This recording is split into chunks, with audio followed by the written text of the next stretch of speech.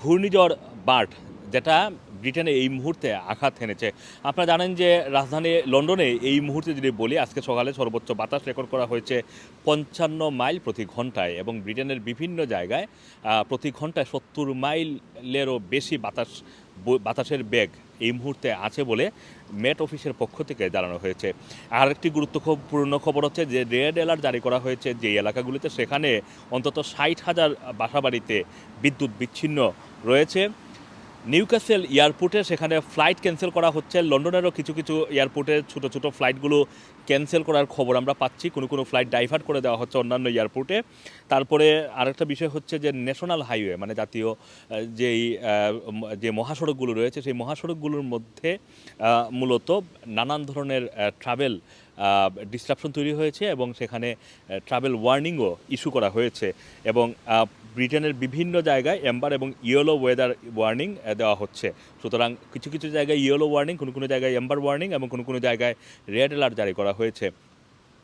মূলত রাজধানী লন্ডনে বাতাসের বেগ কিছুটা কম থাকলেও মিডল্যান্ড থেকে শুরু করে একেবারে স্কটল্যান্ড, ম্যানচেস্টার, নিউক্যাসল, সমুদ্র তীরবর্তী যেই এলাকাগুলো রয়েছে, সেই সব এলাকাগুলোতে বাতাসের বেগ মারাত্মক। বৃষ্টিপাত হচ্ছে অনেক, কোনো জায়গায় স্নো পড়ছে, কোনো জায়গায় প্রচণ্ড ঠান্ডা, -৬-৭ ডিগ্রিতে পৌঁছে গিয়েছে কোনো জায়গার তাপমাত্রা। গতকালকে যেমন ম্যানচেস্টার থেকে আমাদেরকে একজন জানাচ্ছিলেন, স্ক্রিনশট পাঠিয়ে দেখাচ্ছিলেন যে -৪ ডিগ্রি সেলসিয়াস তাপমাত্রা চলছে গতকালকে ম্যানচেস্টারে। এই মুহূর্তে যদি আমি বলি যে আজকে সকালে রাজধানী লন্ডনে প্রচণ্ড থেমে থেমে বৃষ্টিপাত হচ্ছে, বাতাসের বেগ বইছে খুব বেশি, এবং এই অবস্থা এই আগামীকাল এবং সোমবার সকাল পর্যন্ত থাকবে বলে মেট অফিসের পক্ষ থেকে জানানো হয়েছে। এটি হচ্ছে এই সিজনের দ্বিতীয় ঘূর্ণিঝড়, যেটার নাম হচ্ছে ঘূর্ণিঝড় বার্ট, এবং ব্রিটেনের পুরো ব্রিটেনেই নানান ধরনের এই ওয়ার্নিং বা সতর্কতা জারি করা হয়েছে।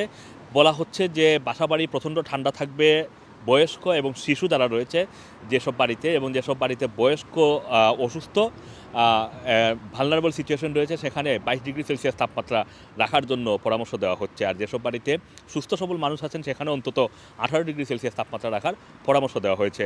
কোনো এলাকায় যদি টানা 7 দিন হিমাঙ্কের নিচে তাপমাত্রা চলে যায়, মানে 0 ডিগ্রির নিচে তাপমাত্রা টানা 7 দিন রেকর্ড হয়, তাহলে সেই সব এলাকার পোস্টকোডগুলোতে স্থানীয় কাউন্সিল থেকে 25 পাউন্ড করে প্রতিটি বাসায় সহায়তা দেওয়া হবে উইন্টার ফুয়েলের জন্য। আসম মাসুম, রানার টিভি, লন্ডন।